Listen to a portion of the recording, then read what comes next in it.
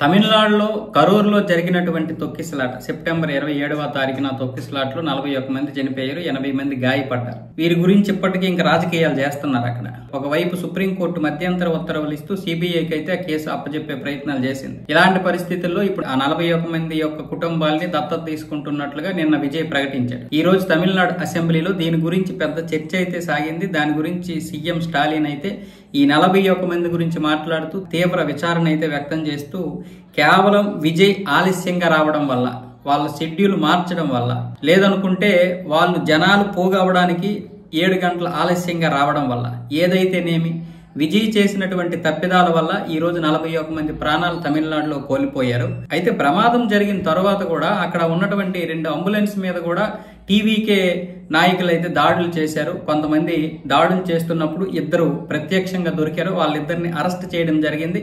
వారిద్దరిని విచారించినప్పుడు కూడా సంచలనమైనటువంటి నిజాలు తెలిసాయి అంటూ ఇప్పుడు స్టాలిన్ అయితే అసెంబ్లీలో మాట్లాడుతున్నాడు. దాంతో మిగతా ప్రతిపక్ష నేతలందరూ కలిసి అసలు మిమ్మల్ని అక్కడ ఎవరెమ్మన్నారు పర్మిషన్లు అంటూ ప్రతిపక్షం అయితే మరొక వైపు స్టాలిన్ మాట్లాడనివ్వకుండా మధ్యలోనే గోలగోల చేశారు.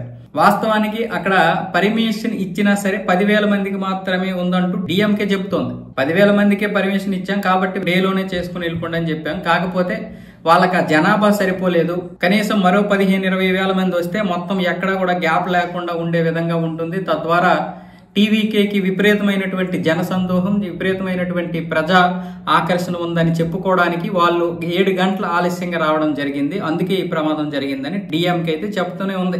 మరొక వైపు ఏమొచ్చేసి డిఎంకే చేసినటువంటి తప్పిదాల వల్ల, పోలీసులు వాళ్ళు చెప్పినట్లుగా ఆడడం వల్ల అంబులెన్స్ ని కావాలని పంపించారు, కరెంట్ కావాలని తీశారని చెప్తుంది. మరొక వైపు కరెంట్కి సంబంధించినటువంటి ఆ బోర్డు చైర్మన్ ఏమొచ్చేసి ఆవిడేమొచ్చేసి అసలు వాళ్ళేమో కరెంటు తీయమని ఒక వినతి పత్రం ఇచ్చారు. మేము ఎట్టి పరిస్థితుల్లో కూడా కరెంటు తీయమని చెప్పాము, మేము కరెంటు కూడా తీయలేదు. ఆ జనరేటర్ లైటింగ్ ఏదైతే ఉందో ఆ జనరేటర్ లైటింగ్ వల్ల అది ఒక్కసారిగా జనరేటర్ ఆగిపోయి అది లైట్లు మసకబారిపోయి దాని వల్ల కూడా తొక్కిసలాట జరిగిందని వాళ్ళు చెప్తున్నారు. మొత్తానికి ఇక్కడ బలైంది ఎవరు అంటే మనమే, సామాన్య ప్రజలే బలవుతారు. ఎక్కడైనా గుర్తుపెట్టుకోండి, నాయకులు ఎప్పటికీ బలవరు. ఉద్యమాల్లో కూడా నాయకులు వస్తారు తప్ప నాయకుల పిల్లలు రారు. ఇక మనమే అన్ని విధాలుగా కూడా అక్కడ బలైపోతా ఉంటాం.